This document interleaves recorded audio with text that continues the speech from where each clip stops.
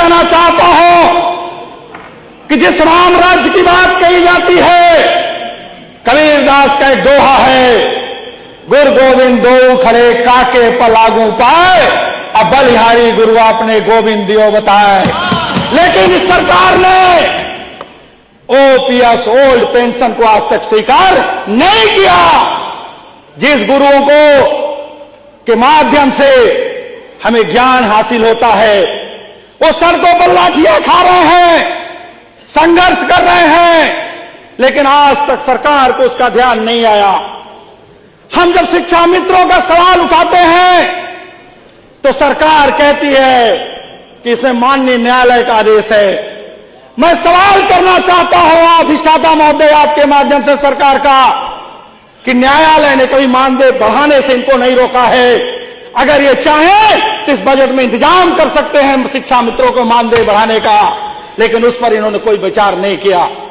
ये जाति जनगणना पर विजट क्यों नहीं देना चाहते?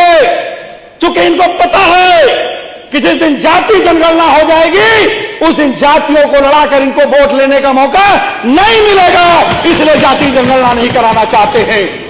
मैं आपके माध्यम से मांग करता हूं कि अगर आप चाहते हो समता मूलक समाज बने, आप चाहते हो कि संविधान को लागू करने वाला प्रदेश बने, आप चाहते हो कि इस देश के अंदर संवैधानिक व्यवस्था लागू हो, तो आपको जाति जनगणना करा करके संख्या के आधार पर सभी समाज का हिस्सा उनको बराबर दे देना चाहिए। वही असली रामराज और असली समाजवाद है।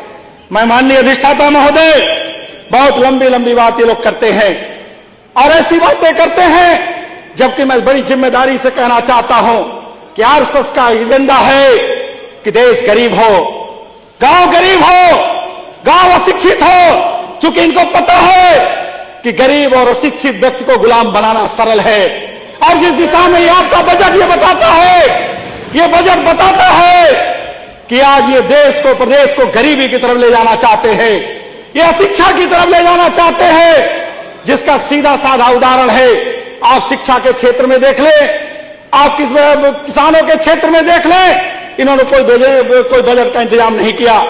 दो बजटों को हमने देखा है, दोनों बजटों में ये ऊर्जा के क्षेत्र में कहते हैं, आज तक गांव के अंदर किसी भी विधानसभा का कोई साथी नहीं बता सकता कि उनके यहां ट्रांसफार्मर की कोई क्षमता वृद्धि हुई हो।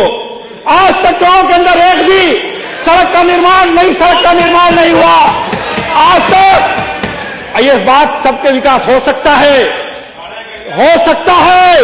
कि आपको अलग से बजट मिलता हो, लेकिन हम सभी जितने विपक्ष के साथी हैं, अगर आप कहते हो सबका साथ सबका विकास, तो हमारे भी क्षेत्र का विकास होना चाहिए।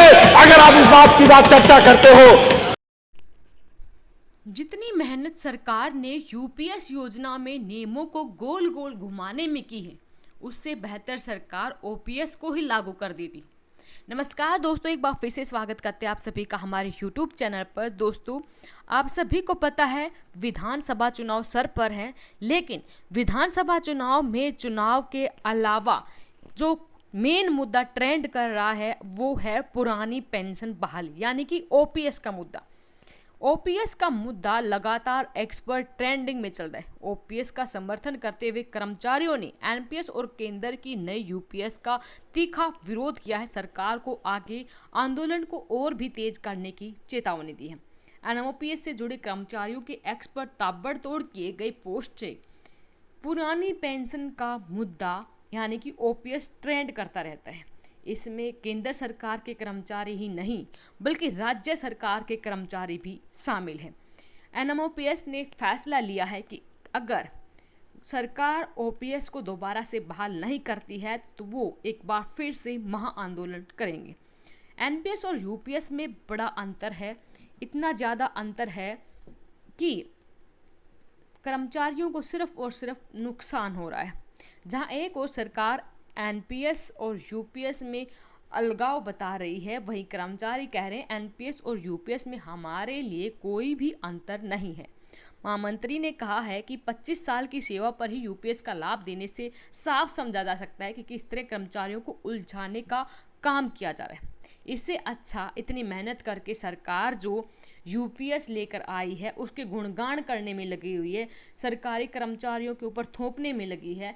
थोड़ी मेहनत करके ओपीएस ही लागू कर देती, कर्मचारियों पेंशनधारक उनके परिवारजनों का आपको समर्थन मिलता। पुरानी पेंशन बहाली की मांग को लेकर चल रहे भेदभाव पर एक बार फिर से देश भर के कर्मचारी पेंशनधारक उनके परिवारजन नाराज हैं और उन्होंने सरकार के खिलाफ आंदोलन तेज करने की चेतावनी दी है। जी हाँ दोस्तों, यहाँ पर बताया गया है कि एनपीएस और यूपीएस में कर्मचारियों से कटौती की जा रही है। 25 साल की नौकरी के बाद ही कर्मचारियों को यूपीएस का लाभ देने की बात कही जा रही है, लेकिन ओपीएस में ऐसा नहीं था। हमें हूबहू पुरानी पेंशन चाहिए, ना हमें एनपीएस चाहिए, ना यूपीएस चाहिए। सुप्रीम कोर्ट के नियमों का हवाला देते हुए सरकार सिर्फ और सिर्फ बचने का प्रयास कर रही है। कोई भी कोर्ट, सुप्रीम कोर्ट हो या हाई कोर्ट, ये नहीं कहता सरकार को कि आप अगर पेंशन बढ़ाओगे तो हम अड़ंगा खड़ा कर देंगे। सुप्रीम कोर्ट या फिर हाई कोर्ट किसी भी कर्मचारी पेंशन धारकों के खिलाफ नहीं है।